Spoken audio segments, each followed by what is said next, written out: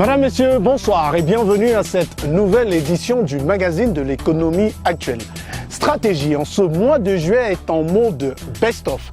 Vous le savez, pendant les vacances scolaires, nos équipes rédactionnelles et techniques prennent également un peu de recul pour vous proposer en septembre une nouvelle saison pleine de rebondissements de votre magazine Stratégie. Pour cette première session, nous vous proposons donc de revenir sur 3 grands reportages marquants de notre saison. 3 grands reportages avec des thématiques variées autour de l'économie camerounaise. Nous parlerons tour à tour du boom des IPES, des instituts privés d'enseignement supérieur, mais également du Made in Cameroun tel qu'il s'est déployé lors du dernier salon de l'entrepreneuriat, de l'entreprise et de la PME Promote. Et enfin, naturellement, nous vous emmènerons déguster du poisson ou alors découvrir où est produit le poisson que nous dégustons au Cameroun. Ça, c'est le menu. Mais voici le sommaire dans le détail avec Jocelyne Zo Andeng.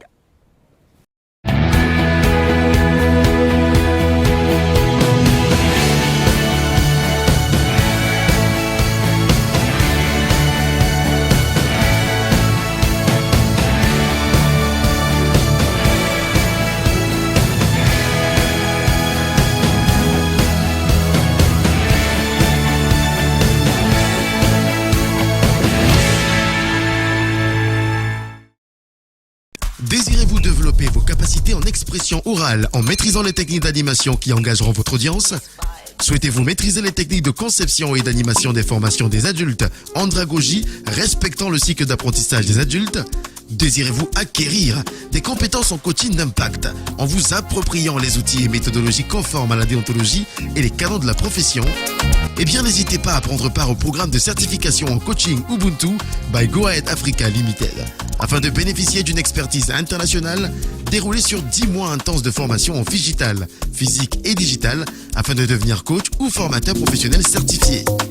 Infoline 698 39 15 71 ou 677 82 36 12. Site internet info@goaheadafrica.net. Go Ahead Africa. Bright Sporting Africa.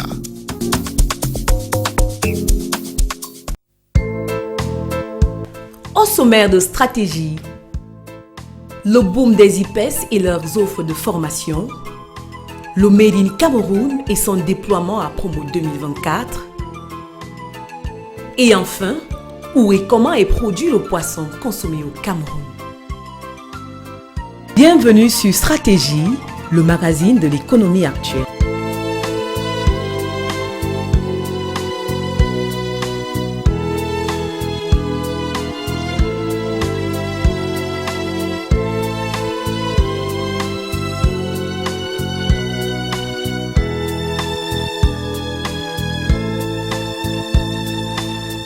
Des sommets du mont Kolondom où nous nous trouvons à présent à ceux du mont Kolnyada où nous vous emmenons, il n'y a qu'un pas à franchir ou si vous préférez un petit vol d'oiseau à faire pour aller découvrir les allées du 9e salon international de l'entreprise, de la PME et du partenariat économique Promote. En cette édition 2024 qui s'est tenue au mois de février, eh bien, nombreux sont les artisans qui œuvrent dans le Made in Cameroun qui ont donné à voir aux milliers de visiteurs leur savoir-faire dans différents domaines.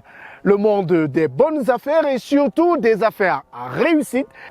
C'est un reportage réalisé par Jocelyne Andeng Zo, Patrick Kamdem Towo à la caméra et Richard Mani Ongene au montage.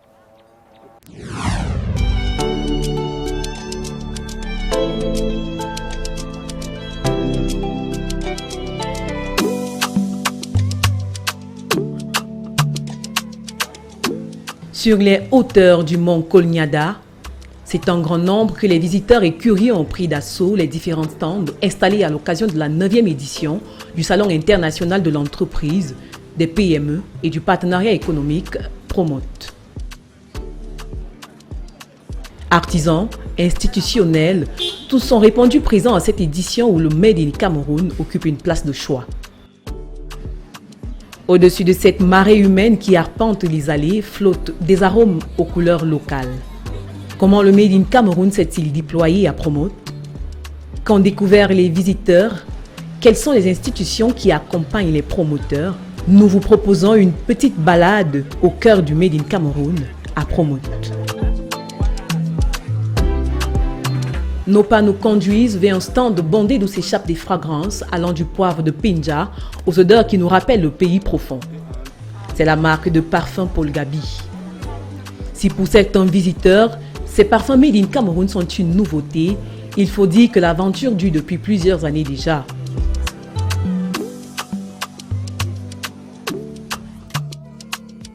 Il y a 3 ans, notre équipe avait plongé dans cet univers de senteurs conduite par le promoteur Toutadjue Kwekam.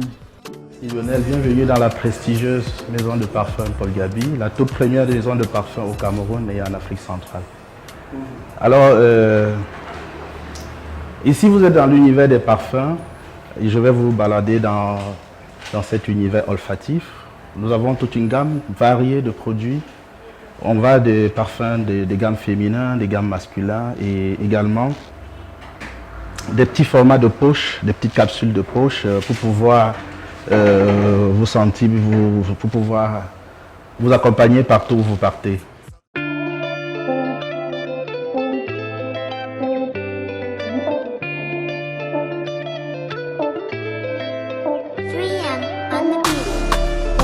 Normalement, vous devez avoir même 4-5. Parce que, voilà, donc ne dites pas que vous avez beaucoup pris. Parce que chaque parfum, c'est pour une circonstance. Donc là, vous avez C'est donc avec beaucoup de curiosité que nous retrouvons ce parfumeur en pleine présentation avec des clients visiblement conquis par les senteurs et la qualité des produits que propose cette marque qui dispose d'un showroom à Yaoundé, Douala et depuis quelque temps déjà à Paris.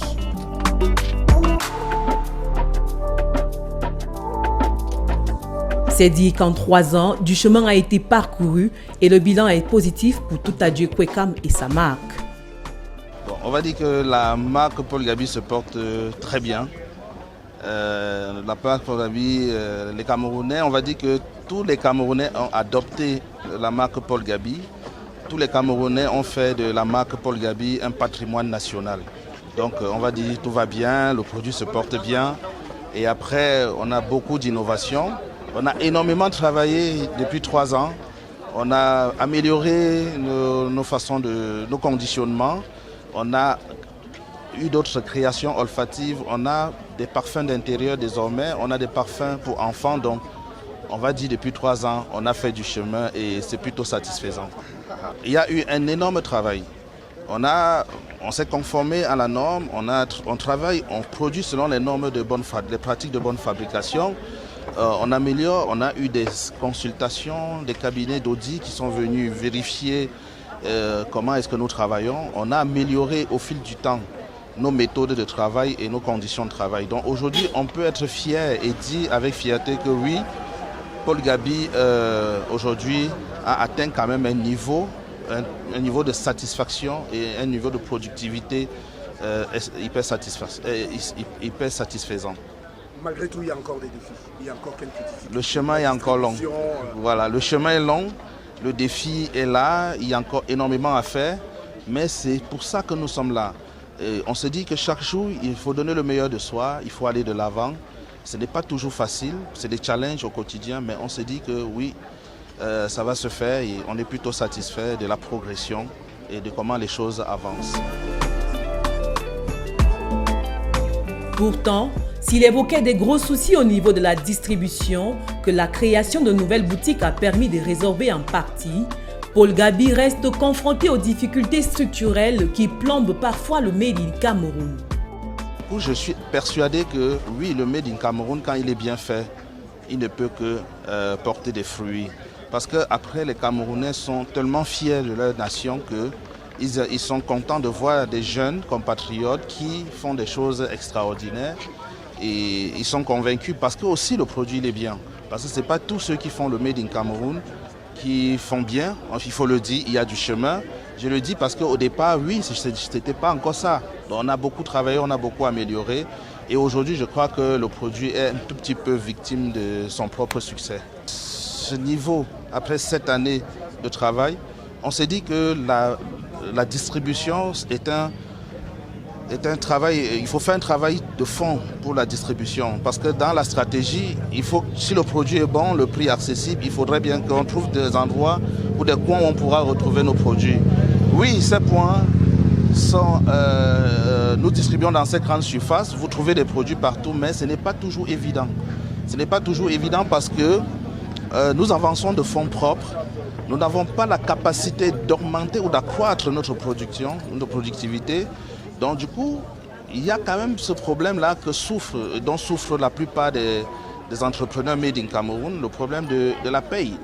Vous voyez, quand vous faites du dépôt-vente dans des grandes surfaces, après vous n'êtes pas payé à temps, après il faut forcément vous tomber dans des ruptures puisque vous n'avez plus de quoi relancer la production.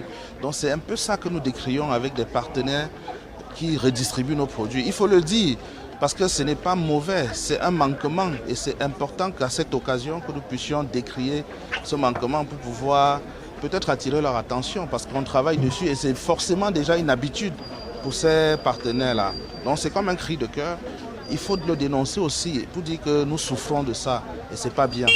On aimerait bien être payé dans des meilleurs délais pour pouvoir davantage produire et pour éviter qu'il y ait des ruptures dans des rayons.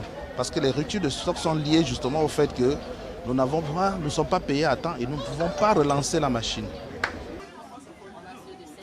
L'entrepreneur reste positif et confiant en l'avenir de sa marque.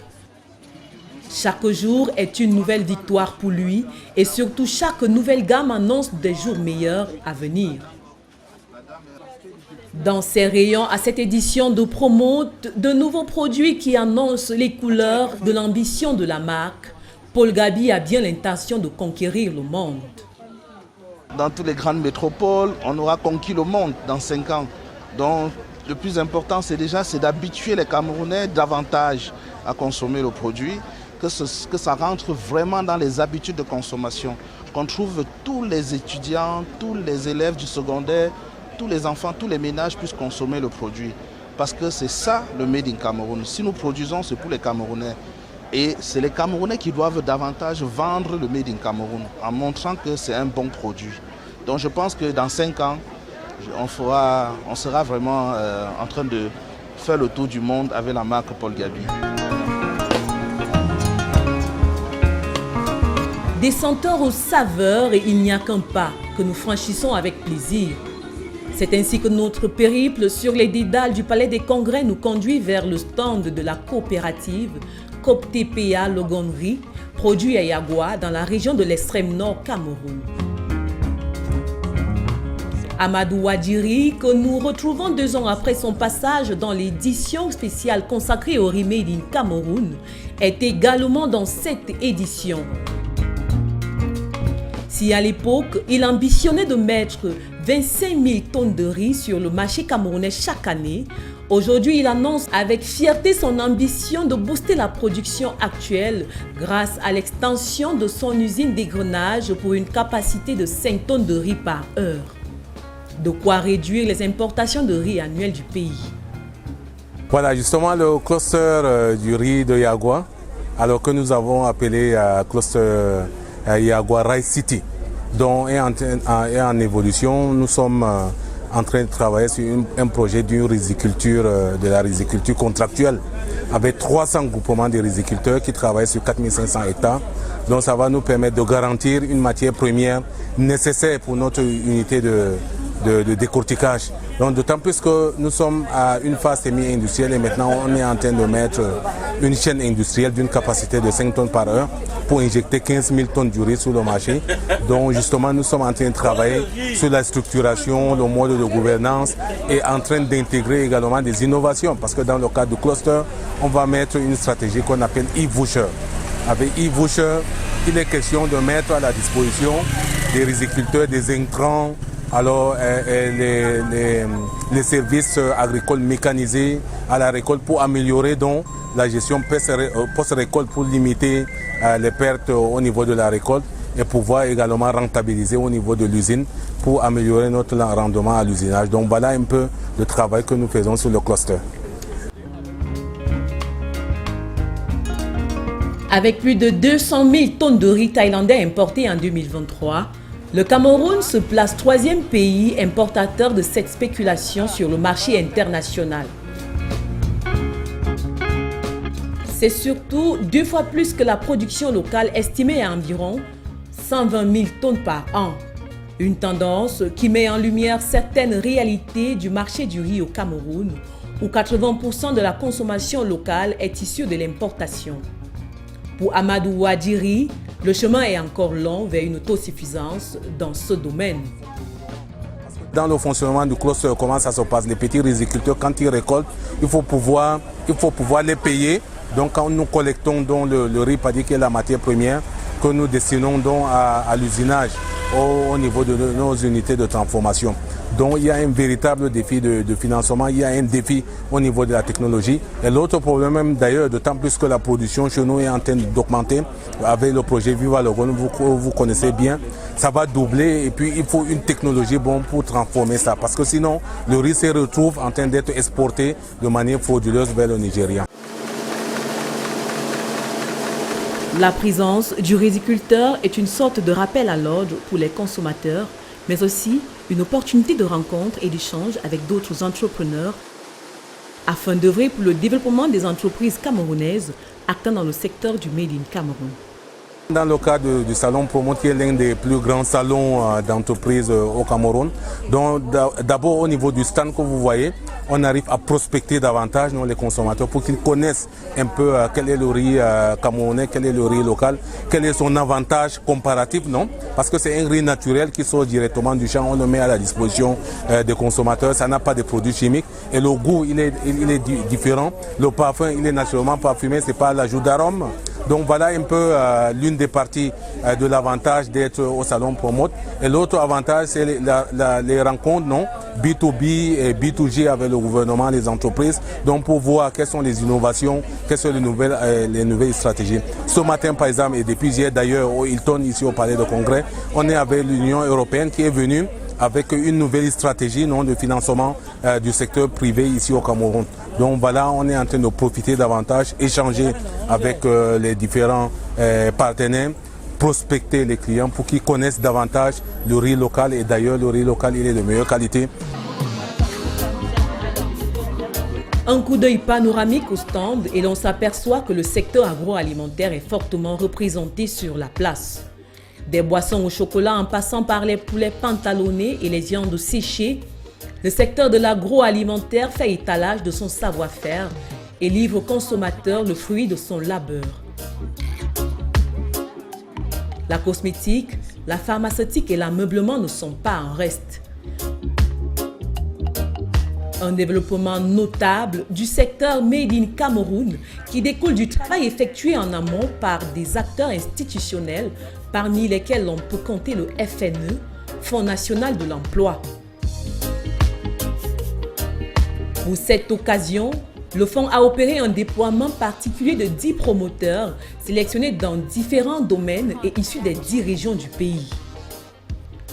Chef-service des emplois indépendants au FNE, Blaise Amougou, est au cœur de la stratégie d'accompagnement des PME mise en place par la structure étatique. FNE accompagne les PME au Cameroun. Vous savez que le FNE, notre rôle, c'est la promotion de l'emploi. Promouvoir l'emploi sur toute l'étendue du territoire. Or, nous savons tous qu'il y a 2 types d'emplois. Il y a l'emploi salarié et il y a également l'emploi indépendant. Parce que nous savons que l'État seul, le pourvoyeur d'emploi, ne peut pas employer tout le monde. Et maintenant, il y a des personnes que l'État ne peut pas employer, mais qui peuvent se mettre à leur propre compte et devenir leur propre patron. Donc, au FNE, nous faisons donc la promotion des candidats porteurs de projets, ceux-là qui veulent se mettre à leur propre compte et mener à bien leurs activités. Vous savez maintenant, avec l'import-substitution, où nous devons réduire le déficit des produits qui viennent de l'extérieur, et le FNE prône beaucoup plus le Made in Cameroun. Et nous avons essayé, pendant la foire Promote, de diversifier nos promoteurs qui viennent dans tous les horizons. Nous avons des promoteurs qui sont là, qui viennent de l'Ouest. Nous avons ceux qui sont pour le centre. Nous avons ceux qui viennent du Sud-Ouest. Nous avons ceux qui viennent du Nord. Donc c'est pour montrer que le FNE est répandu sur toute l'étendue du territoire, dans toutes les régions. Et dans toutes les régions, nous accompagnons les porteurs de projets et les promoteurs. Un accompagnement qui ne se fait pas au hasard. En effet, les projets sont sélectionnés après une étude minutieuse qui vise à examiner la viabilité, la rentabilité du projet présenté, son utilité pour la société, mais aussi le profil du porteur du dit projet. FNE, on est vraiment très pointu et très sélectif en ce qui concerne le projet.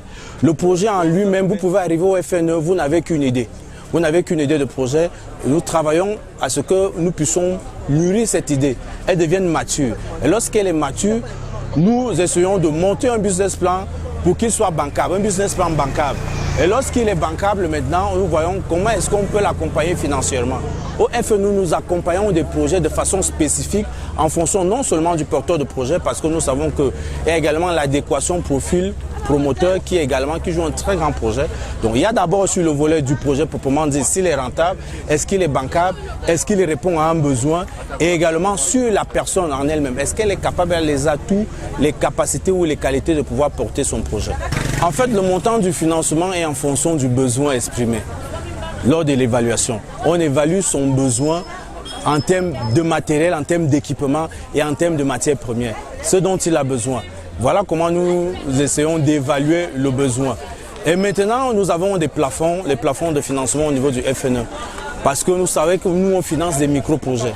Nous avons dans le cas des auto-emplois, généralement de 50 à 4 millions de financement réel. Et le promoteur doit avoir, le porteur de projet doit avoir 20% en nature ou en numéraire. Ce qui fait un coût total de projet de 5 millions. Dans le cas de la micro-entreprise, on va jusqu'à 16 millions de financement réel et 4% d'apport personnel du promoteur en nature ou en numéraire. En nature, ça veut dire quoi? Ça veut dire que si par exemple vous avez un secrétariat et que vous avez déjà par exemple une machine qui va vous aider dans le traitement des textes et la saisie, alors on peut considérer cet équipement en ayant déjà déduit la valeur de l'amortissement pour trouver son prix réel actuel sur le marché. Nous rencontrons quelques-unes des structures ayant bénéficié de cet accompagnement et qui ne cachent pas leur satisfaction. Henri Simon est promoteur de l'espace Rotin et comme lui, Bayanak Noussi Robben et Sali Sarki ont pu développer leur business grâce à l'appui conseil et au financement reçu du Fonds national de l'emploi. Je suis promoteur de l'entreprise Espace Rotin qui travaille dans la transformation du bambou pour la production du meuble à base en rotin. Donc nous travaillons aussi la déco des plafonds, les barrières en bambou. Bref, nous faisons tout ce qui est dans l'intérieur de la maison avec du bambou et du rotin. Je me suis rapproché du FNE en 2016 parce que j'étais apprenti quelque part, je faisais le rotin dans un autre ATTD. Maintenant, je voulais m'installer à mon propre compte. Quelqu'un m'a conseillé donc qu'il fallait que je me rapproche du FNE pour avoir l'accompagnement. Donc je me suis rendu un matin, je me suis inscrit. Après m'être inscrit, j'ai passé peut-être 2 à 3 mois sans rien. Après un jour, un conseil m'a appelé. Je suis reparti, on m'a donc intégré dans un programme. On m'a d'abord fait la formation qui a duré presque 1 mois. Ensuite, on m'a donné le financement. Donc c'est avec ce financement donc, que j'ai continué à développer mes activités parce qu'avant j'étais déjà installé, je m'étais déjà battu jusqu'à j'étais sur le terrain. Je suis ici présenté ma structure Sarkisal, Krichi d'origine. Grâce à l'FNE, on nous a accompagnés à acquérir les matériels adéquats et aussi les formations en entrepreneuriat. C'est grâce à eux que nous sommes ici. Et grâce à leur conseil aussi, nous arrivons à innover beaucoup de produits. Comme vous voyez, nous sommes partis à Clichy de bœuf et actuellement on a plusieurs variétés comme le poulet, le poisson, les moutons, chèvres et aussi les champignons en Clichy. Le FNE nous a donné les choix et nous a aidé à refonctionner notre site et aussi nous a aidé à faire des formations qui nous a aidé à mettre tout ça en place. Ça nous a aidé à avoir beaucoup de visibilité et aussi beaucoup de réseautage. Comme vous voyez, on nous a renouvelé la confiance, ça nous fait venir ici à la promote. C'est un grand réseautage. Et à part ça, nous attendons aussi, pourquoi pas nous mettre en contact avec les partenaires les partenaires financiers, exemple, pour travailler avec eux. C'est ça que nous attendons avec le FNU. Franchement, les clients sont très intéressants avec notre produit, surtout avec notre innovation que nous faisons chaque jour. Chaque jour, il y a de nouvelles variétés. Et aussi notre qualité de faire, la manière de faire. Je suis venu présenter les poulets pantalonnés. Nous avons donné le nom poulet arc-en-ciel. En fait, pour la petite histoire, nous avons commencé par 3 poules, 1 coq. Et aujourd'hui, nous en produisons des centaines. Nous produisons moins 500% par semaine actuellement. Et le FNU nous accompagne depuis plus de 10 ans par des conseils. Les cadres descendent souvent sur le terrain pour venir voir ce que nous faisons dans le but de nous encourager. Donc lorsque nous avons reçu un premier financement pour l'incubateur, après avoir remboursé, on a obtenu un deuxième, un fonds de roulement pour booster l'activité. Donc voilà comment nous avons évolué jusqu'à ce moment. Malgré l'accompagnement, ces entrepreneurs ont tout de même dû faire face à un certain nombre de difficultés. Les difficultés que nous rencontrons jusqu'aujourd'hui, c'est toujours sur le plan financier parce que, en réalité, l'effectif que nous avons, ça c'est ce que nous produisons. Quand je parle de 500, ça veut dire qu'on a peu de parentaux. Mais nous voulons davantage avoir plus de parentaux pour produire plus de poussins. Et naturellement, si le cheptel s'agrandit, on voudrait former les jeunes et les employer également. Ça, c'est même notre défi. La première difficulté, c'est la matière première. Parce que la matière première est devenue très difficile. Elle est accessible. La forêt ne fait que diminuer. Et par conséquent, les produits forestiers diminuent aussi. Maintenant, la deuxième, c'est le financement, comme tout le monde dit. Donc, il y a ça. C'est vrai que le FN nous a apporté quelque chose, mais comme on dit, qui tend la main demande encore plus. Donc, voilà nos 2 difficultés. Malgré ces difficultés, les résultats du travail effectué par le FNE sont nettement perceptibles. Si l'on s'en tient à la diversité des produits made in Cameroun qui sont présentés dans les stands, mais aussi à la qualité de ces derniers, une qualité très appréciée par les consommateurs, aussi bien sur le plan de la présentation que sur le plan du contenu. Cet accompagnement du FNE a pour but de faire évoluer les acteurs du Made in Cameroun qui pour la plupart produisent encore de manière artisanale en leur apportant le soutien nécessaire pour migrer vers une production semi-industrielle, mieux encore, vers une production industrielle.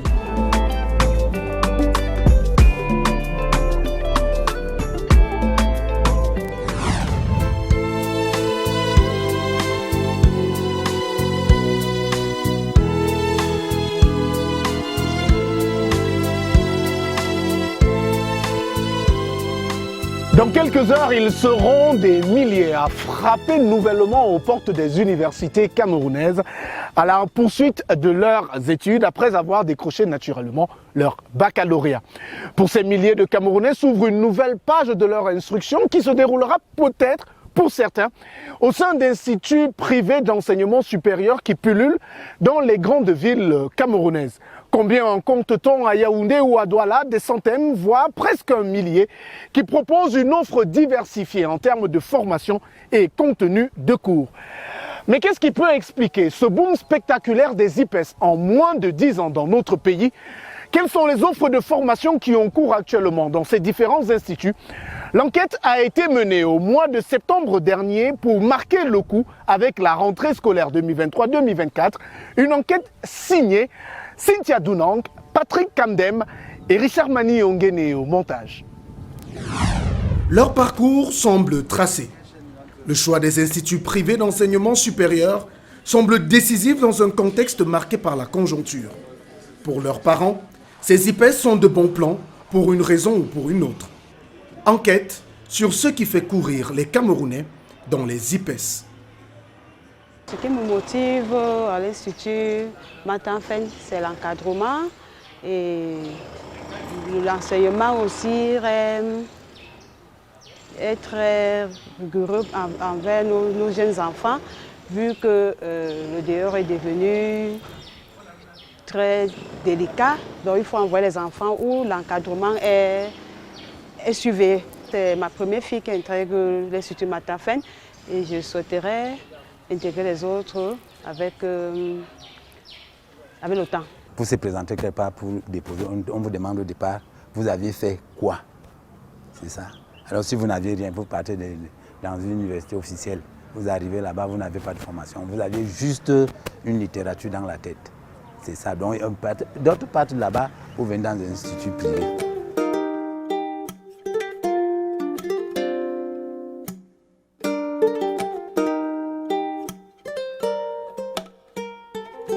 Depuis les années 90, avec la libéralisation du secteur de l'éducation au Cameroun, les premiers établissements supérieurs privés voient le jour. La toute première, l'Université catholique d'Afrique centrale. S'en suivent les instituts supérieurs Siantou, Ndisamba, Matamfen et autres. Depuis lors, l'on assiste à une véritable prolifération des instituts privés d'enseignement supérieur. Selon les statistiques, à date, on en compterait 430 sur l'étendue du territoire national. Ceci va de pair avec les offres de formation qui s'enchaînent, permettant aux Camerounais d'avoir un large éventail de possibilités. La professionnalisation des enseignements se positionne comme un argument indubitable de vente pour ces IPES. Ceci aux côtés de l'application dans l'accompagnement et le cadre référentiel qui constituent eux aussi de véritables attraits. Pour comprendre le fonctionnement des IPES, nous avons pris rendez-vous dans quelques établissements à Yaoundé. Première escale, Institut universitaire Matamfen. Nous sommes à Tchinga, dans l'arrondissement de Yaoundé 2. Ici, un dispositif spécial est mis en place pour accueillir les étudiants. Une sorte de box d'orientation qui permet à chaque étudiant de faire un choix objectif de filière.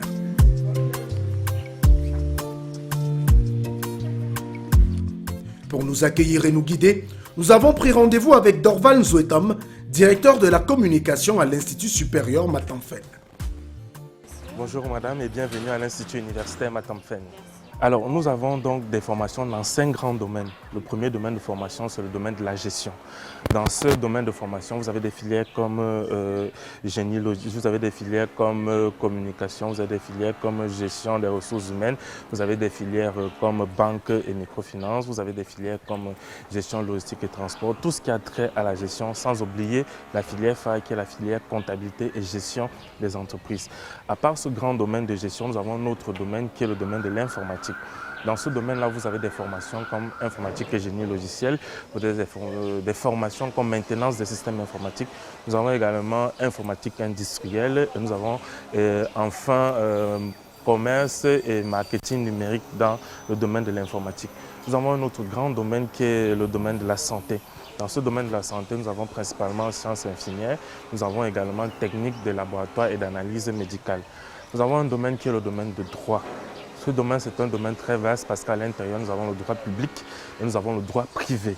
À l'intérieur du droit public, vous avez encore un ensemble de filières et dans le droit privé, vous avez une autre pléthore de filières.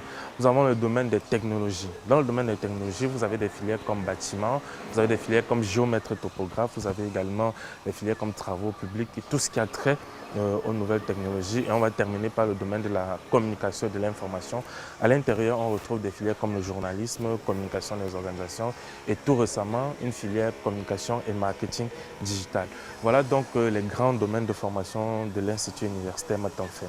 Je vous invite donc à découvrir l'Institut universitaire Matamfen. L'Institut universitaire Matamfen est une école privée de formation professionnelle qui existe il y a 16 ans aujourd'hui. Il est peut-être important de rappeler que l'Institut universitaire Matamfen se crée à la suite de l'Institut bilingue Matamfen qui a été créé en 1976. On est à plus de 45 ans aujourd'hui.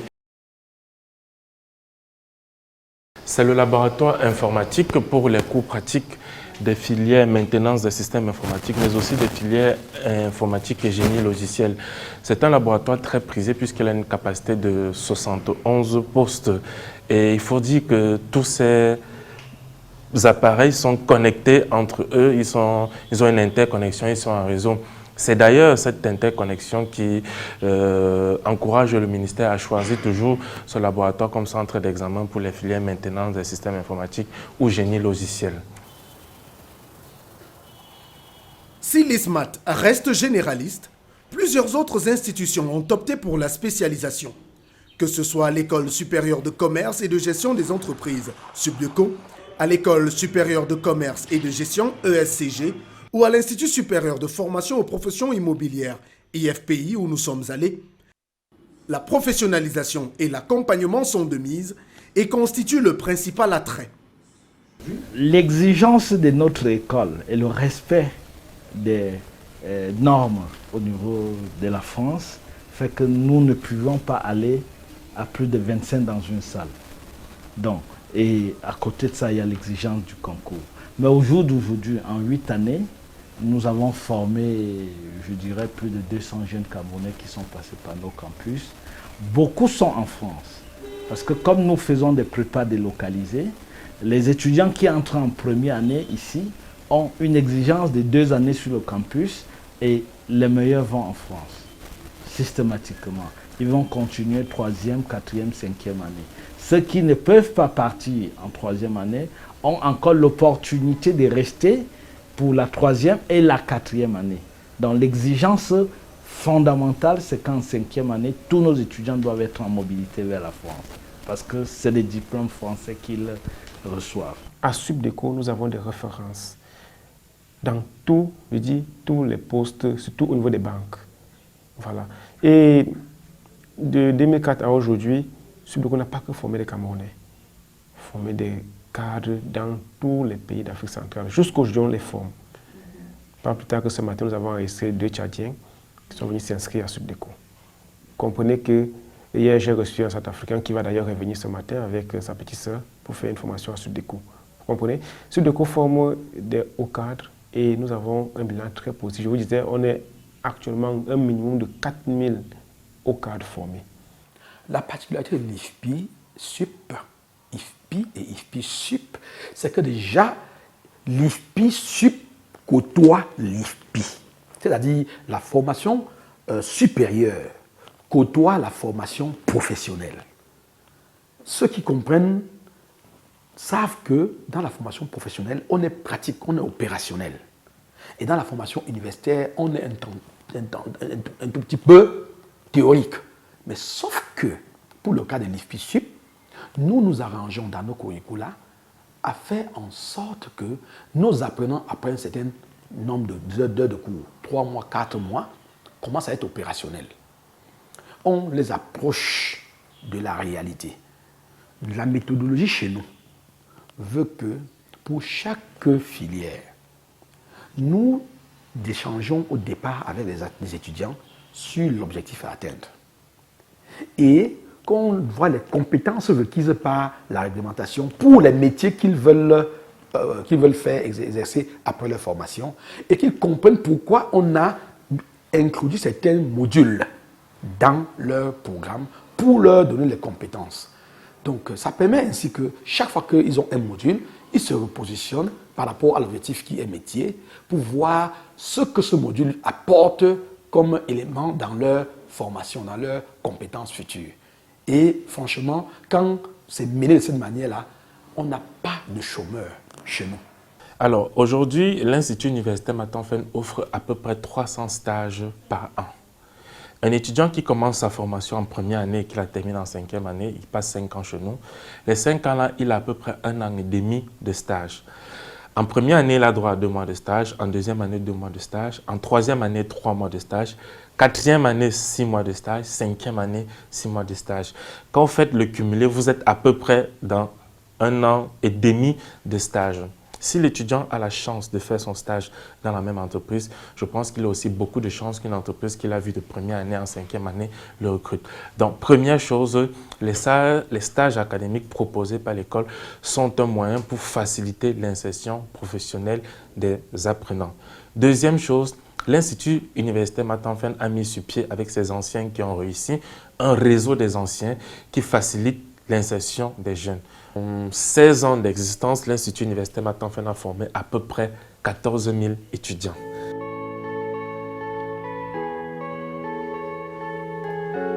Pour les frais de scolarité, il faut débourser en moyenne 390 000 francs CFA par an dans un cycle BTS, 574 000 pour une licence professionnelle, 786 000 francs CFA pour un master professionnel. Les formations internationales délocalisées sont beaucoup plus chères, allant jusqu'à 1 550 000 francs CFA par an dans le cycle master. Des coûts de formation qui tiennent compte d'un certain nombre de critères. Selon le domaine et le programme que vous faites, si vous êtes dans les diplômes nationaux, parce qu'on a deux programmes, je vous ai dit tout à l'heure, les diplômes internationaux et nationaux. Voilà. Les diplômes nationaux, le BTS par exemple, c'est 300 000 francs la pension. Voilà. Et, oui, par an, et 50 000 francs d'inscription. 350 000 francs, disons ça ainsi. Et en licence, ça devient 600 000 francs, parce que vous allez payer 550 000 francs la pension, plus 50 000 francs d'inscription. Alors, BTS 1 et BTS 2, c'est le même montant. Voilà. Licence, c'est le même montant. J'ai dit 600 000. Master 1, c'est 750. C'est-à-dire inscription plus frais d'inscription. Et Master 2, 850. Alors, si on revient dans les diplômes internationaux, Bachelor 1, francophone, c'est 625 000. Je parle bien des diplômes internationaux, programme délocalisé.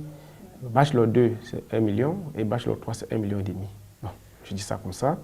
Mais c'est des prix qui sont vraiment à la portée du Camerounais moyen, qui souhaite une formation de qualité pour son enfant. Ce qui justifie les coûts, déjà, c'est qu'on a un cahier de charges. 60% des enseignements faits à l'ESCG sont faits par des professeurs de la tutelle. Donc, nous sommes sous une multitutelle, des écoles et des universités françaises. 40% des enseignants sont recrutés localement. Ce qui fait que ça a quand même un coût, fait venir un professeur. Et l'autre particularité, c'est que nos enfants, malheureusement, vous arrivez en fin d'année, beaucoup sont en stage et d'autres sont en train de partir en France. Auraient pu témoigner la qualité. Ils ont l'opportunité de rencontrer les meilleurs enseignants en sciences économiques et en sciences de gestion de la France qui se déportent vers le Cameroun pour les outiller. Et ça, nous, on l'appelle le transfert de compétences. C'est quelque chose de qualitatif. Et on a cette exigence. On a aussi l'environnement. Vous voyez le campus, on est quand même dans un campus qui donne l'attractivité et une émulation aux étudiants quand ils sont sur le campus. Donc les coûts, je ne dirais pas, on n'exagère pas. Nous ne sommes pas aussi excessifs. On est autour de 2500 € par an. Vous avez une formation professionnelle. Et quand on parle de formation professionnelle, vous recrutez des professionnels pour enseigner, pour transmettre leur expérience à la jeune génération. Et ces professionnels que vous recrutez vous coûtent de l'argent. La formation professionnelle nécessite un matériel sophistiqué. Nous avons visité tout à l'heure le laboratoire informatique qui est doté des ordinateurs de génération récente. Je parlerai des ordinateurs de 8e génération pour permettre aux étudiants, par exemple, d'informatique et génie logiciel, d'avoir le matériel minimal nécessaire pour pouvoir rivaliser avec les étudiants étrangers. Je pense que la formation professionnelle a un coût parce que c'est un métier que vous apprenez. Et je dirais même que la formation professionnelle au Cameroun n'est même pas payée à hauteur de ce qu'elle devrait être. Parce que vous vous formez par exemple à 350 000, mais vous pouvez rentrer dans vos frais en 2 mois ou en 3 mois. Un étudiant qui fait génie logiciel, il s'est formé pendant 1 an ou 2 ans, mais il vous développe une application qui vend à 4 millions, 5 millions. Et là, il peut le faire toute sa vie. Difficile de parler de business, car pour ces promoteurs, la priorité est accordée à l'éducation. Il faut dire que quand vous êtes dans l'enseignement, vous avez du mal à parler de business. Je parle principalement des promoteurs que je connais, notamment M. Wanji Philippe, le promoteur de l'Institut universitaire Matamfen, qui ne voit pas business, mais qui voit plutôt une envie de former la jeunesse. Le coût de vie au Cameroun, je ne veux pas dire que c'est aussi en deçà des possibilités. D'ailleurs, je vais vous surprendre. On a un ensemble d'étudiants aujourd'hui à l'ESCG dont les parents sont même des planteurs, pour ne pas dire des taximans et autres, qui parviennent à payer les coûts. Ceci, c'est simplement pour vous dire que l'éducation, c'est un investissement. Et c'est le meilleur des investissements. Depuis la venue des premiers IPES au Cameroun, De nouvelles institutions naissent un peu plus tous les jours, rendant la concurrence beaucoup plus accrue. Pour y faire face, c'est chacun qui y va de son innovation. Supdeco a été créé en 2004 dans un contexte où on avait vraiment besoin de ressources humaines qualifiées. Et Supdeco a été créé pour pallier à ce problème de ressources humaines. On a innové effectivement cette année avec les master degree. Parce qu'avant, on n'avait que les masters professionnels, qui est le système francophone. Maintenant, on a à partir du HND, bachelor degree et master degree pour les systèmes anglophones. Oui, déjà, la plus-value de Supdeco, c'est la capacité à s'adapter aux besoins du marché. Voilà. Vous allez remarquer nos spécialités, on les adapte au fur et à mesure avec le concours du GICAM. Nous travaillons chaque jour avec les données statistiques des besoins des chefs d'entreprise. On adapte nos offres de formation aux besoins des entreprises. Ça, c'est d'une. Deuxième chose, actuellement, nous travaillons sur ce que nous appelons un incubateur, parce qu'on s'est rendu compte qu'au-delà du fait que les entreprises recrutent la ressource humaine qualifiée, les entreprises ne recrutent pas tout le monde. Évidemment, il y a ceux qui ont, n'est-ce pas, qui n'arrivent pas à être recrutés, mais qui ont des capacités à créer eux-mêmes leur propre entreprise. Donc, nous avons mis sur pied un incubateur qui va accompagner ceux-là qui ont des projets d'entreprise, les accompagner, c'est-à-dire du point de vue technique, financier, pour qu'ils puissent, n'est-ce pas, développer leur entreprise, pourquoi pas recruter d'autres jeunes formés. On a une école avant-gardiste également. On a donc mis sur pied cet incubateur-là qui, à partir de cette année, va recruter les porteurs de projets étudiants. Il faut dire que l'Institut universitaire Matanfen met sur pied un ensemble d'innovations pour permettre aux jeunes de s'arrimer à l'évolution de la technologie. Vous avez donc des nouvelles formations comme communication et marketing digital. Aujourd'hui, on parle beaucoup d'intelligence artificielle et c'est le monde de demain. Aujourd'hui, vous avez des formations qui vous permettent déjà de vous insérer dans le monde du digital. Aujourd'hui, vous avez des formations comme mécatronique qui sont des innovations de l'Institut universitaire Matanfen. Pourquoi je parle d'innovation? Vous avez aujourd'hui plein de propriétaires de voitures qui ne roulent pas ou qui sont tout le temps au garage parce que la voiture aujourd'hui dotée d'un ensemble de systèmes électroniques a du mal à trouver sur le territoire camerounais une main-d'œuvre qualifiée permettant de gérer les problèmes de ces voitures-là. Aujourd'hui, à l'Institut universitaire Matanfen, vous avez dans cette formation mécatronique qui associe à la fois la mécanique et l'électronique pour permettre au Cameroun d'avoir une main-d'œuvre qualifiée pouvant gérer ce genre de problème. Les IPES préparent leurs étudiants à des formations dites professionnalisantes, ce qui constitue effectivement la motivation de bon nombre de jeunes.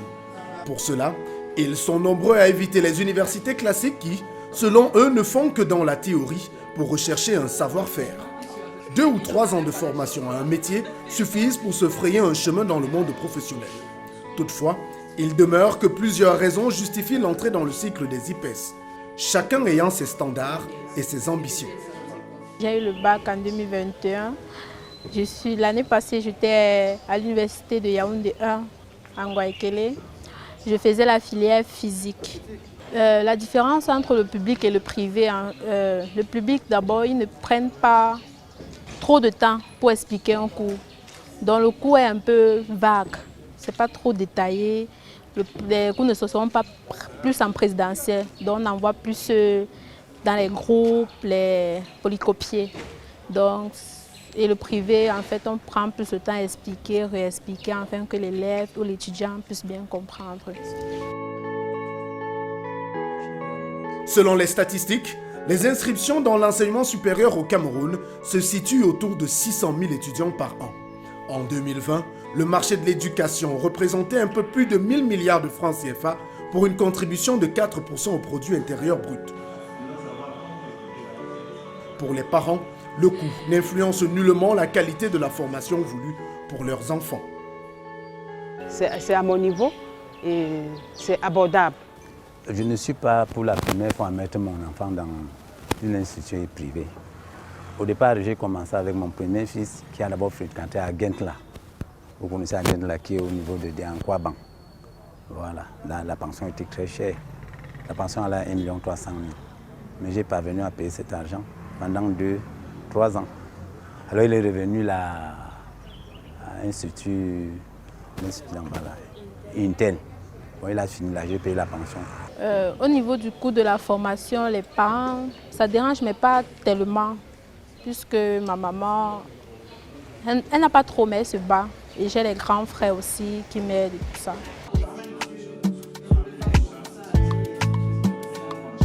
Objectif final, être adapté au marché de l'emploi et surtout pouvoir faire face à la concurrence de ceux qui vont suivre ces mêmes formations de l'autre côté. Autant le dire, au Cameroun, les instituts privés de formation professionnelle qui ont pignon sur rue restent une solution importante pour le devenir de l'économie camerounaise.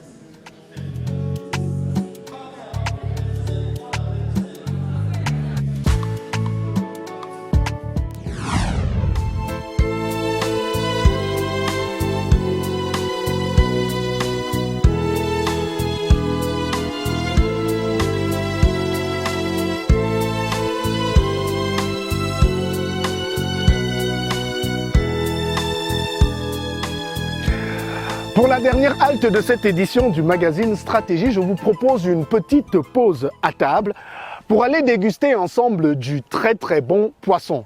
Qu'il soit rôti à la braise, en domba ou alors tout simplement dans un bon bouillon, il fait partie des protéines les plus prisées. D'ailleurs, c'est la première protéine animale consommée par les Camerounais au quotidien. Seulement, comment est produit le poisson que nous consommons au quotidien? Comment fait-il pour arriver dans nos marchés et partant sur nos différentes tables? C'est un reportage réalisé par Cynthia Dunang, Diana Detou, Patrick Togo Kamdem à la caméra et Richard Mani Ongene au montage.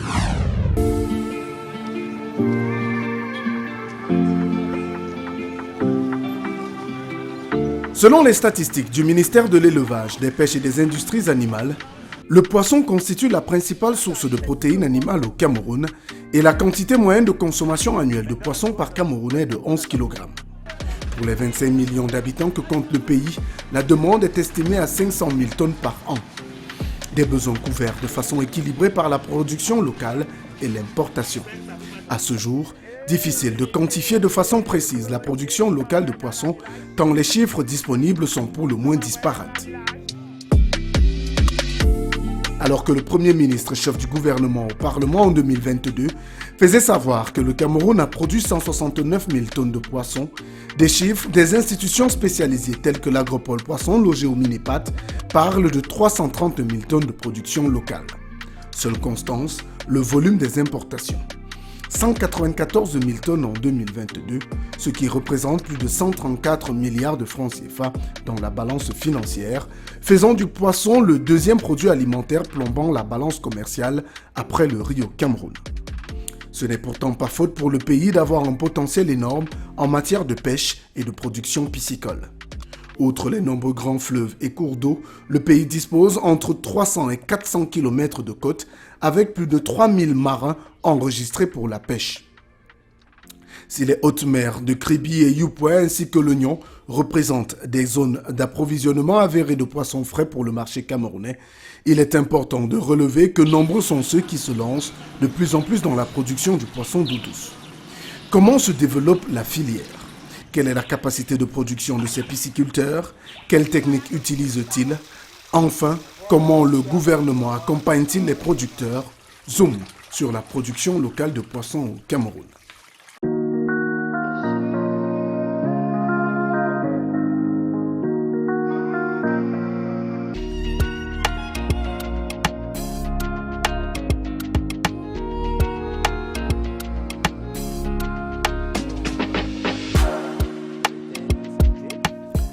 Pour savoir comment se développe localement cette économie de la filière poisson, nous nous sommes rendus à Ecopark, où nous sommes accueillis par Maurice Dallet, directeur d'exploitation. Bonjour et bienvenue à Ecopark. Merci de nous accueillir bienvenue chez vous. Chez nous. Chez nous, d'accord. Voilà. Bienvenue. Situé au quartier Ahala, dans l'arrondissement de Yaoundé 3, à quelques kilomètres du carrefour Barrière, ce site écotouristique qui aujourd'hui allie restauration, hébergement et divertissement est parti de la promotion de la culture halieutique. Lancé il y a quelques années avec de très petits étangs, le site écotouristique Ecopark compte aujourd'hui 4 grands lacs d'une superficie globale de 20 900 mètres carrés, 11 étangs piscicoles, 11 bacs en béton armé et une zone marécageuse d'environ 3 hectares pour la création de 100 étangs piscicoles d'ici 2026 pour une production annuelle prévisionnelle de 192 tonnes de poissons. A noter qu'en 2022, Ecopark a enregistré une production de 82 280 kg de poissons. Tout part du poisson, c'est-à-dire que c'est le poisson qui est à la base du développement d'Ecopark.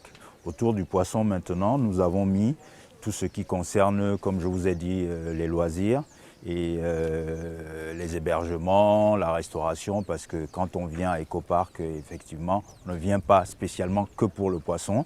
Les familles peuvent venir s'amuser. Le poisson est une des attractions.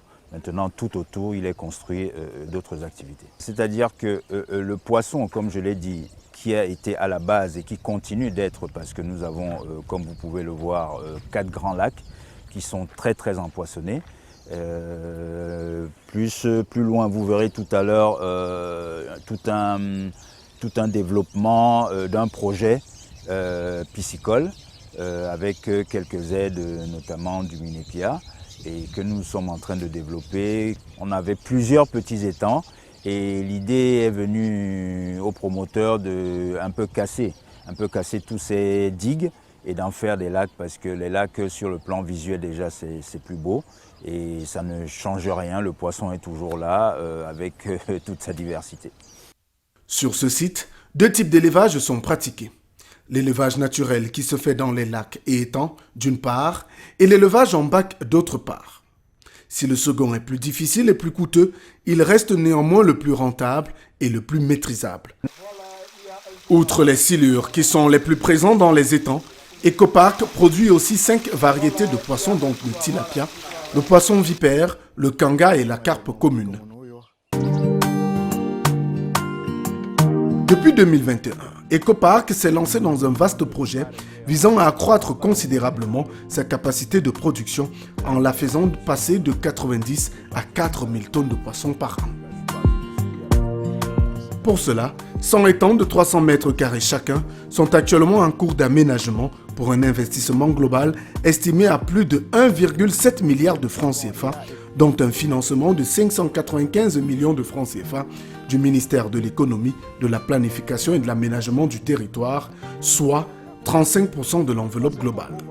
À date, une cinquantaine d'étangs sont d'ores et déjà sortis de terre et l'entreprise espère susciter l'adhésion de nouveaux investisseurs pour mener à bien l'aménagement des autres étangs. Ici, c'est la zone de 2e génération de production du poisson à Ecopark. La zone de 2e génération est pratiquement sur 5 hectares de superficie. C'est-à-dire, il y a déjà la 2e génération, c'est quoi? Ça veut dire qu'on a pensé à produire des poissons sur 100 étangs. 100 étangs de dimension vraiment homogène de 300 mètres carrés. Et donc, on en a déjà fait environ 40 étangs, dont il nous manque une soixantaine. Les 65% qui restent, qui sont environ évalués à pratiquement 1 milliard 200 millions, et là, c'est les membres de l'agropole eux-mêmes. Et c'est là où il y a le hic. Parce qu'il faudrait que des autres opérateurs économiques, des structures de financement nationales et internationales, et même l'État, qu'ils nous apportent des appuis conséquents pour que les 1 milliard 200 millions là, qu'on puisse nous faire soit des prêts, soit des appuis en termes de dons pour véritablement booster la production aquacole au Cameroun. Et tant qu'Ecopark est beaucoup, le développement de l'aquaculture au Cameroun sera un véritable succès. Si Ecopark produit en quantité et se veut un modèle industriel pour la filière poisson, il existe dans les domiciles et dans les quartiers des Camerounais qui produisent à petite échelle, mais qui contribuent également de manière significative au développement de la filière.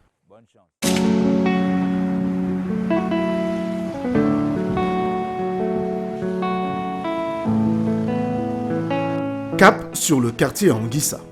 Nous avons rendez-vous avec Ornella Matenefo. À 25 ans, cette jeune femme fait partie des nombreux jeunes Camerounais qui se lancent dans la pisciculture et en font leur emploi principal. Sa spécialité, l'élevage hors sol du poisson silure exclusivement. C'est dans la cour de son domicile Ornella Matenefo a disposé les 6 bacs dans lesquels elle pratique la pisciculture. Dans chacun, 500 alevins en phase de croissance, soit 3000 poissons pour une production d'environ 1,5 tonnes au bout de 4 mois. Donc ma petite ferme est constituée de 5 grands bacs faits à base de bâches et de bois. Donc, et nous avons mis des pointes pour fixer la bâche sur le bois. Et celle-ci donc mesure 2 mètres cubes. Celle-ci 1 mètre cube. Celle-ci également 2,8 mètres cubes. Okay, principalement, j'élève les clarias, communément appelées silus sur le marché. Oui, parce que elle est facilement domesticable. Parce que dû le temps de production, la facilité pour produire par rapport aux autres types de poissons et tout. Bon, je prends principalement mes alevins à barrière. Donc j'ai un partenaire qui fait dans l'insémination artificielle. Donc il se situe après barrière. Donc quand j'ai besoin des alevins, je fais juste signe et je me ravitaille en alevin ici. Pour que le coût de production soit moindre, quand je passe la commande de poissons d'étape, parce que j'achète aussi pour revendre. Quand je passe la commande, je trie. Parce que j'ai ma méthode pour connaître comment les gonades sont matures ou pas. Donc quand je trie, je fais le tri, je les mets ici dedans. Ici, on n'a pas besoin de changer l'eau constamment et tout. Donc ça me permet aussi d'amortir en termes d'alevin parce qu'on a un partenariat. Donc je produis, j'élève comme ça les géniteurs, je le vends et puis il me renvoie en termes d'alevin. Ces bacs sont alimentés en eau pompée à partir d'un puits via un système plutôt commode qui permet également de dégager facilement de l'eau sale. Pour changer l'eau, j'ouvre ce système-ci, la vanne, cette vanne-ci, là et là, pour évacuer l'eau. Une fois que j'ai changé l'eau complètement à ras, j'active donc ce système-là qui va ravitailler mes bacs en eau à travers cette tuyau-ci. Ceci. Pour la nutrition de ces poissons, Ornella a opté pour l'aliment extrudé importé. Elle nourrit ces derniers 2 à 3 fois par jour. Au bout de 4 mois, ceux-ci pèsent en moyenne 500 grammes et sont prêts à la consommation. À la fin d'une saison, elle totalise 3000 poissons prêts à la consommation, soit 1500 kg. En fonction des saisons, elle peut vendre 200 kg de poissons par semaine, ce qui lui permet d'écouler son stock en 7 semaines. Ceci au prix de 2300 francs CFA pour les revendeuses et 2400 francs par kilo pour les consommateurs domestiques. Pour pêcher mon poisson, j'utilise dans ce filet. Donc je vends mon poisson en kilos. Ici, on a un poisson de 350 grammes, donc 1 kilo peut faire, disons, 3 poissons.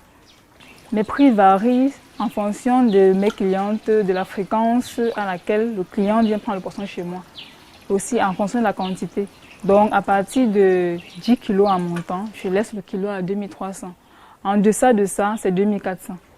Donc j'ai des mamans qui viennent se ravitailler chez moi, j'ai des briseuses, j'ai des mamans qui font du ndomba, celles qui font aussi du bouillon de silus. Donc, et aussi des personnes qui ont des restaurants au centre-ville. Afin de savoir ce que gagne concrètement Ornella Matenefo, nous vous proposons un petit calcul. Pour un cycle de 4 mois, Ornella achète 3000 alevins à raison de 1000 francs CFA l'unité, ce qui fait 300 000 francs CFA. Pour la nutrition, comptez 4 sacs d'aliments de 26 000 francs l'unité, soit 104 000 francs CFA. Ornella évalue sa main-d'œuvre au SMIC, soit 42 000 francs CFA par mois, ce qui fait environ 168 000 francs. L'énergie électrique, quant à elle, est estimée à 40 000 francs CFA. Les imprévus et la santé des poissons peuvent valoir dans les 200 000 francs CFA, ce qui fait un total de dépenses de 812 000 francs pour un cycle de 4 mois. Si un poisson pèse 500 grammes, alors 3000 poissons pèsent environ 1500 kg. Multiplié par le prix moyen du kilogramme qui est 2300 francs CFA, on obtient une recette de 3 250 000 francs CFA. En réduisant les dépenses, l'on peut conclure que par saison de 4 mois, un pisciculteur pourrait gagner la somme de 2 800 000 francs CFA. Pourtant, pour aboutir à ces résultats, des précautions sont à prendre. Comme le souligne d'ailleurs M. Mbarga Edjembe, l'élevage des poissons n'est pas à la portée de tous. Il existe un ensemble de prérequis pour pratiquer cette activité qui demande des fonds et des moyens multiples. La production de poissons n'est pas une petite activité. Cette activité mérite d'abord, exige des moyens techniques d'abord. Il y a un facteur technicité là-dedans, la compétence. Si on veut vraiment produire du poisson en quantité et en qualité, il faut à la fois la compétence, et il faut également des moyens financiers et matériels. 1 500 000, c'est clair, reconnu par l'investissement de base. Et là, on a un étang qui est prêt. Vous voyez donc, 1 500 000, est-ce que c'est donné à n'importe qui? Mais néanmoins, on peut, même dans les simples petits bassins, même dans des plastiques, c'est-à-dire que des bacs en plastique, de petites dimensions, les gens peuvent produire du poisson. Il suffit seulement que ces gens soient, qu'on renforce les capacités des producteurs. Le nombre de poissons par étang n'est pas anodin. Il se fait selon le respect de la densité, permettant un meilleur suivi et l'aisance pour l'évolution de ces derniers. Alors, dans chaque étang comme ça, comme celui-ci, c'est sur la base de la superficie que nous mettons le nombre de poissons. Donc on respecte la densité. Parce qu'on suppose qu'au bout de 5 mois, si un poisson a 500 grammes, 450 à 500 grammes, il faudrait que ce poisson-là et ses frères puissent se comporter très bien. En termes de difficultés, celles d'Ornella sont essentiellement liées à la cherté de l'aliment, l'entretien des poissons et surtout au voisinage. Donc, durant le calibrage, les sujets peuvent attraper des maladies. Dans mon cas, j'ai observé donc, les champignons, donc, ce qui se caractérise donc, par la couleur blanchâtre au niveau des babioles et des nageoires du poisson. J'ai ce problème d'évacuation d'eau. Donc, je préconise, je conseillerais à toute personne qui voudrait se lancer dans la production de creuser un puisard, une fosse, pour évacuer l'eau et le laisser à l'intérieur. Ou alors, si il y a un moyen d'évacuation, une rigole qui est bien orientée, c'est une bonne chose. Pour le futur, la jeune dame a l'intention d'agrandir son entreprise. Elle prévoit un déménagement du côté du quartier Nkoaban où elle devrait construire une grande ferme aquacole avec en plus de ses bacs en plastique, des étangs.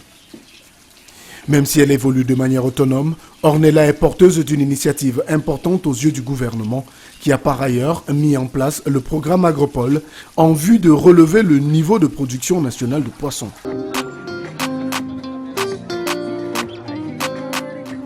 Marché du Mfundi, il est 10 h.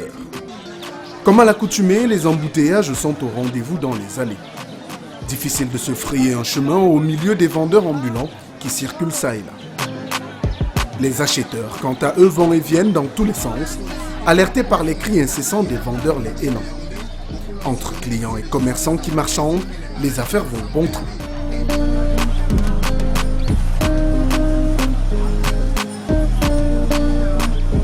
Dans ce brouhaha incessant, un secteur capte notre attention. C'est celui dédié aux poissons frais. Ici, plusieurs variétés sont sujettes à exposition. Mâchoirons, carpes, sols, entre autres. À cette heure de la journée, la zone est d'ores et déjà prise d'assaut par les consommateurs. Oui.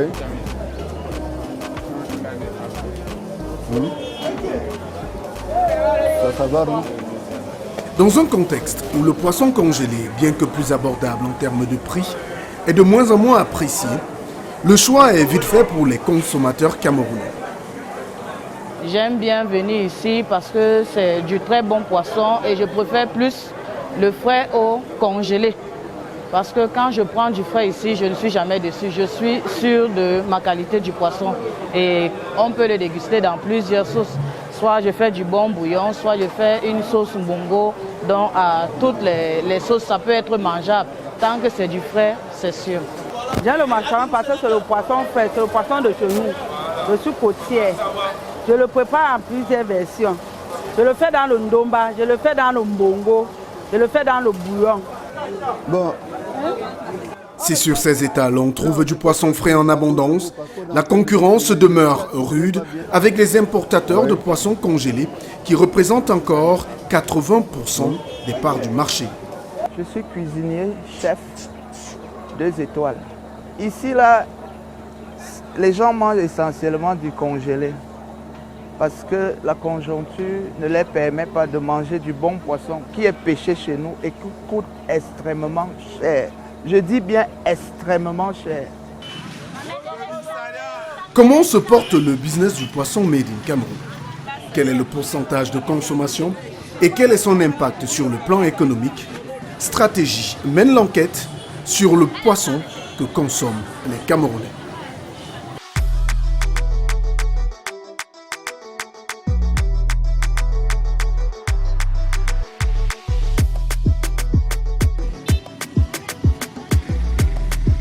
« 11 kilos de poisson. C'est la quantité moyenne que consomme chaque année un Camerounais en termes de poisson.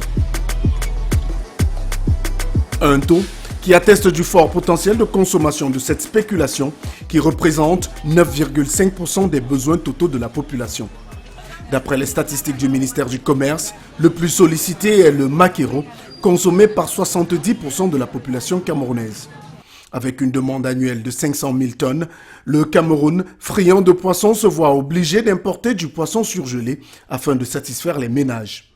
185 000 tonnes de poissons ont été importées en 2022. Malgré le taux de production local de plus en plus grandissant, l'importé possède une place de choix à cause de son prix abordable et sa disponibilité dans tous les marchés. J'apprécie bien le poisson de chez nous. Très bon même.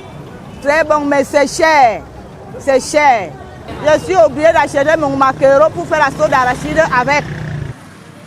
Le Made in Cameroun prend pour sa part de plus en plus de place dans les habitudes de consommation.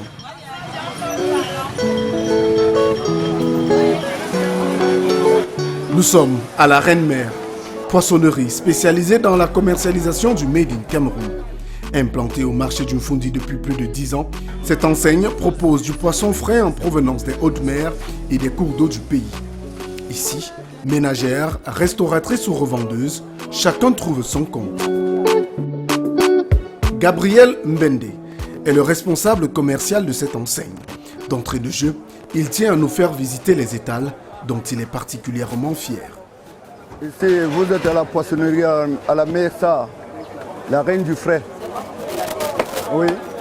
Et je vous présente nos différents produits de mai. Nous avions le macharon. De ce côté, nous avions des bas frais. De l'autre côté, il y a le sol. Il y a les grosses pièces capitaine. Il y a la carpe de Youpé. Les macherons viennent généralement de Douala, Youpé. Les grosses pièces de capitaine que vous voyez sur la table viennent en haute mer.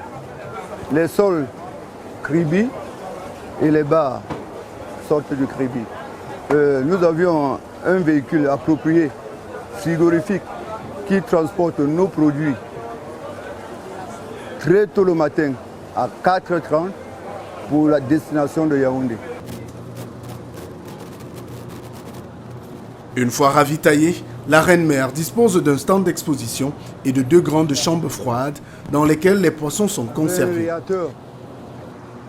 48 heures, pas plus, c'est le délai maximal de conservation des poissons. Passé ce délai, ils sont reversés dans les congélateurs où ils sont vendus à des prix plus réduits. Le respect strict de ces mesures de conservation permet à cette poissonnerie de garantir à sa clientèle des produits de qualité. De quoi éviter des scandales comme ceux de la saisie effectuée dans une grande enseigne de la place en mars 2022 pour des soupçons d'avarie dans le stock de poissons surgelés proposé à la clientèle. Un scandale de plus qui a d'ailleurs poussé les Camerounais à plus de méfiance quant à la qualité du poisson disponible sur le marché local.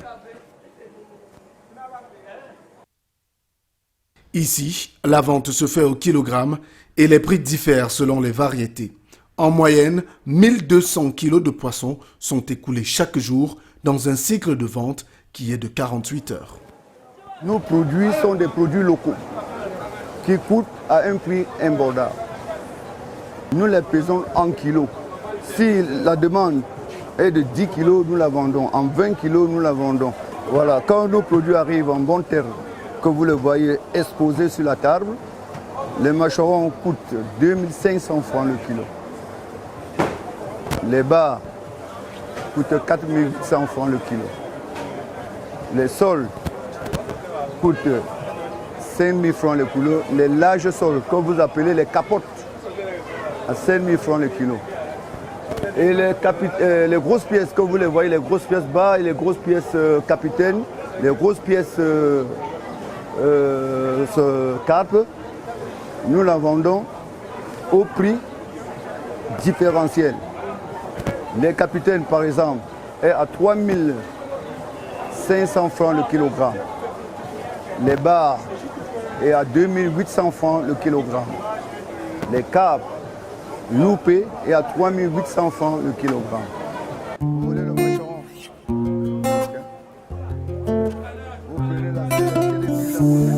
En procédant à un calcul rapide, 1200 fois 4000 francs CFA, prix moyen du kilogramme.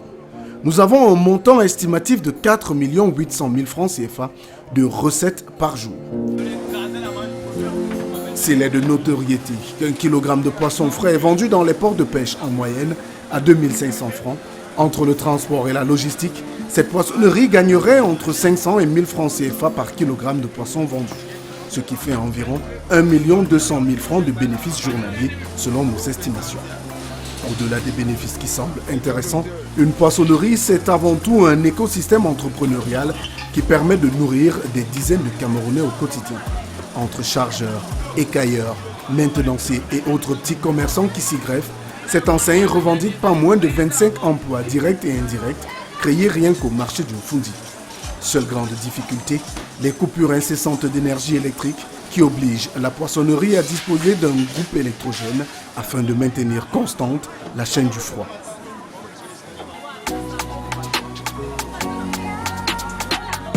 À quelques mètres de là, nous rencontrons Christelle, une jeune étudiante de la vingtaine qui fait dans la commercialisation des poissons silures son gagne-pain. Je fais dans la vente des silures dans le marché de Fundi. Nous partons les chercher dans des villages, du naturel dans des villages, comme par exemple Ayos. Transportée avec soin du lieu de production jusqu'au marché, c'est dans des cuvettes remplies d'eau qu'elle rechange en moyenne 3 fois par jour que Christelle conserve ses poissons vivants. Elle les vend par tas de 5 000 et 10 000 francs CFA selon la grosseur. Nous les transportons dans des fûts de 200 litres et on perce le couvercle. Vous les amenez à destination à Yaoundé, au lieu dit où on le vend. Nous tous nous savons qu'aucun être humain ou aucun être vivant ne peut vivre sans oxygène. C'est pour ça que nous perçons des coups et nous mettons de l'eau à l'intérieur, une quantité d'eau qui peut supporter le voyage et éviter en sorte que l'eau chauffe. Parce qu'on échange l'eau en cours de route. On peut échanger l'eau en cours de route même 3 à 4 fois. C'est à l'aide de cette passoire que la jeune dame capture ses poissons pour les présenter aux clients et les compter pour la vente. Il faut débourser la somme de 10 000 francs CFA pour avoir ce lot de 4 poissons d'environ 500 grammes chacun. L'activité est plutôt rentable au vu de la quantité vendue par jour et du bénéfice escompté. Cela permet à Christelle de joindre les deux bouts. Un fût de 250 litres peut prendre environ 80 à 100 kilos. Par exemple, à la période des fêtes, nous pouvons vendre 200 à 300 kilos. Maintenant, la période morte comme ça, là, nous vendons dans les 50, 60 kilos par jour. En France CFA, on peut se retrouver en train de vendre 50, 60, voire quand le marché est souriant, 100 000 par jour. Ce commerce-ci, là, ça aide. Une comme moi, ça m'aide. Du genre à payer mes études, à résoudre certains petits besoins personnels, de fois à aider la maman à la maison. Pour la jeune dame, la principale difficulté, c'est le problème de route. Vraiment, nous attendons à avoir un soutien financier par rapport à cela, parce que vu l'état de nos routes, parce que nombreux sont des hautes personnalités qui n'arrivent pas à accéder à ce marché. Pourquoi? Parce que les routes de notre marché est vraiment désastreuse, catastrophique. Un marché qui est en plein centre-ville. Oui, ce sont les difficultés que nous rencontrons parce qu'il n'y a pas accès aux routes. La route est désastreuse et tout.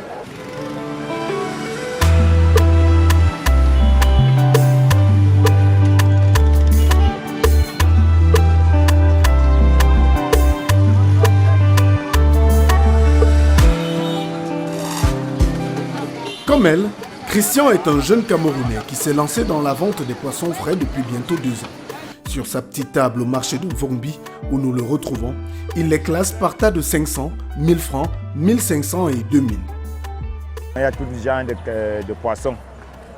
Il y a les bifagas, il y a les boussus, il y a aussi les capitaines, il y a même aussi la sole. Oui, donc ça dépend, ça varie des prix. Il y a les 500, 1000 francs. 1500, 2500, ça arrive même à 3000. 30 à 40 000 francs CFA par jour. C'est ce que gagne en moyenne Christian. Les recettes varient selon que la journée est souriante ou non. Le colis des boussus, 20 kg. Maintenant, c'est 23 000. 23, 24 000. Les petits boussus. Maintenant, le colis de bifaga, 20 kg, c'est 10 000. Et maintenant, les bas M, bas P, c'est dans les 60 000, 65 000. On vend tout ça ici. Par jour, je peux vendre mes 2 colis. Donc, ça veut dire que 40 kg. Le kilo revient à 1000 francs.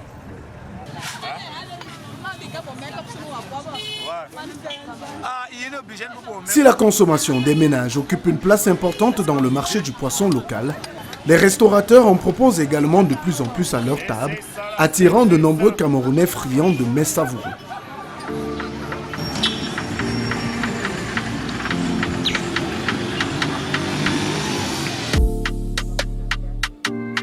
Au lieu d'immobile Kondengi à Yaoundé, un secteur entier dédié à la commercialisation du poisson d'eau douce cuisiné en Domba a éclos il y a une vingtaine d'années.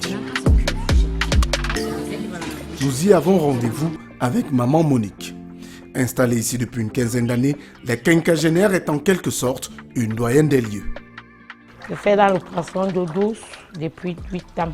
J'étais d'abord au terminus. Après le terminus, je suis allée à Neptune, Kondengi, je n'avais pas assez d'espace parce que quand j'ai perdu mon emploi avec les coopérants, j'ai cherché quoi faire moi-même personnellement. Je me suis dit qu'il fallait que j'ouvre un petit truc. Et j'ai vu, tu vas préparer le poisson, le poulet. Chacun peut manger le poulet. Chacun peut manger le maquereau. J'ai donc dit, ben, je le fais dans les nourritures rares. Parce qu'ici à Kondengi, c'est moi qui apporte le poisson d'eau douce. Mais actuellement, nous sommes déjà nombreux. Ici, je fais le poisson d'eau douce, je fais les cobayes, je fais le poulet sauce d'arachide, les pondeuses, place. Comme le poisson de tout à l'heure là, on m'a livré sur place. Et c'est aussi une histoire de confiance. Parce que si je demande 9 kilos, vous peut-être si je n'ai pas confiance en vous, tellement les commerçants, les livreurs là, c'est un peu pénible. Tu demandes 8 kilos, ils peuvent venir te livrer 9 kilos. Mais quand tu as déjà confiance à ta personne, tu dis, ah, on est là-bas, venir me livrer mes 9 kilos. Là, ils viennent te livrer sur place. C'est à peu près ça. Comme là, tout à l'heure, j'ai pris 7 kilos. Et à l'allure où je vois les clients, ils viennent un peu là. Je peux encore reprendre, avant la tombée de la nuit, je peux encore reprendre 6 kilos. Parce qu'avant, je vendais, je prenais 50 kilos. Je vendais en 2 jours. Mais maintenant, c'est un peu dur. Il est 10 h. Maman Monique vient de recevoir sa commande du jour. dans ces grands seaux des silures vivantes qu'elle va proposer à ses clients sous forme de bouillon ou de ndomba. Un plat épicé très prisé dans la région du centre, cuit dans des feuilles ou en marmite. Ici, tout se fait sur commande. C'est 100 cubes, hein. Mais pas les cubes dans ma nourriture. Juste le sel, pas d'épices. Ici, c'est le cimenal. Ça, je découpe le medium. Vous avez vu. Là, c'est le medium. Ici, c'est le messeux.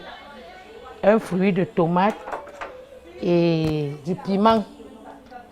Pas tellement, un peu. Parce que beaucoup de gens ne mangent pas le piment. C'est à peu près ça. Et ici, son accompagnement, c'est le manioc. Les gens aiment avec le manioc. Il est bien vrai qu'entre-temps, le manioc, un peu d'huile aussi. Vous voyez, c'est pas beaucoup. Parce qu'il y a d'autres qui n'aiment même pas l'huile. Typiquement village. Mais les Camerounais aiment. Les Camerounais aiment le poisson plus que la viande. Donc le poisson, si se consomme.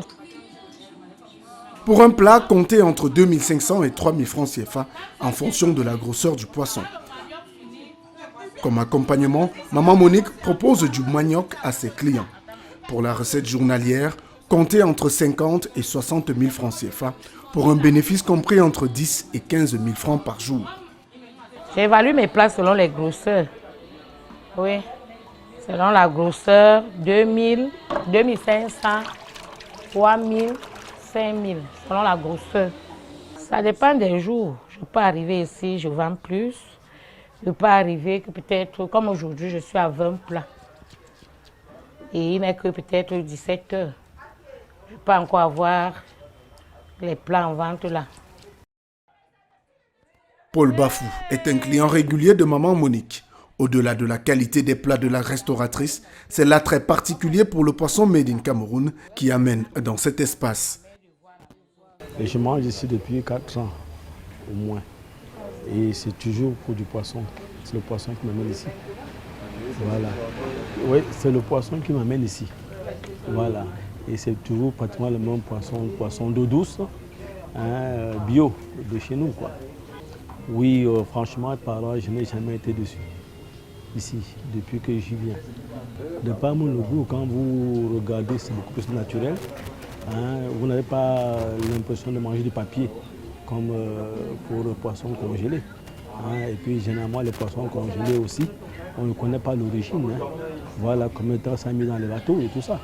Voilà, donc je préfère, dans ce qui concerne les poissons, manger ce que nous maîtrisons, ce qui sort vraiment de notre lion, la Sanaga et autres marécages environnants, n'est-ce pas, de la ville de Yaoundé. Oui, je disais encore que je viens ici environ 3 fois par mois. Environ 3 fois par mois. Bon, il y a des mois où je peux venir pratiquement chaque semaine, les week-ends, plus. Voilà. Et c'est un jour ouvrable également. Bon, en fait, en toute honnêteté, pour le prix, ce n'est pas quand même à la portée de toutes les bourses, parce que si vous mangez un poisson à 2500, 3000, ce n'est pas quand même à la portée de toutes les bourses. Mais sinon, ça va pour un citoyen moyen. Si tu arrives là où moi j'ai braisé ici à Mokolo en bas, tu vas voir peut-être, j'ai porté peut-être un carton de cape, peut-être 10 kilos de maquereau. Et la cape va bien sortir, surtout à la fin du mois. Et le maquereau va un peu balancer à la fin du mois passé. Quelqu'un va dire que mais il ne peut pas toucher mon argent qui travaille et je mange le maquereau. Je mange le maquereau durant le mois et à la fin du mois, quand j'ai touché mes 5 000, il va encore manger le maquereau comment? Non, ma fille, même moi, une grosse cape là-bas, qui coûte même 2500, 3000. Et par contre, le maquereau, durant le mois, avec 1000 francs, tu manges un bon morceau de maquereau avec bâton mayonnaise. Et la cape, tu ne peux pas le faire.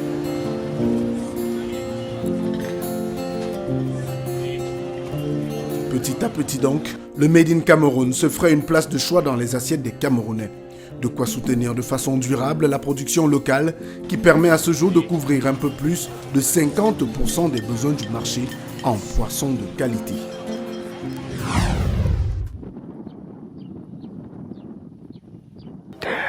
Madame, Messieurs, c'est avec cette vue magnifique de la capitale camerounaise depuis les sommets du mont Colindom que nous vous remercions d'avoir été des nôtres pour cette nouvelle édition de Stratégie.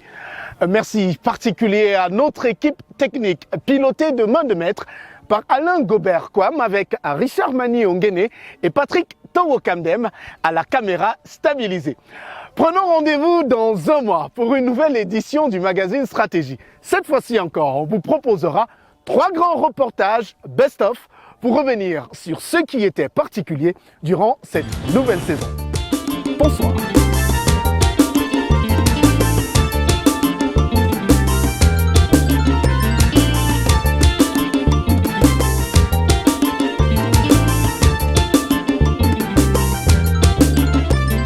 Désirez-vous développer vos capacités en expression orale en maîtrisant les techniques d'animation qui engageront votre audience?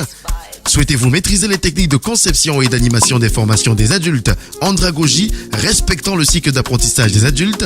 Désirez-vous acquérir des compétences en coaching d'impact en vous appropriant les outils et méthodologies conformes à la déontologie et les canons de la profession?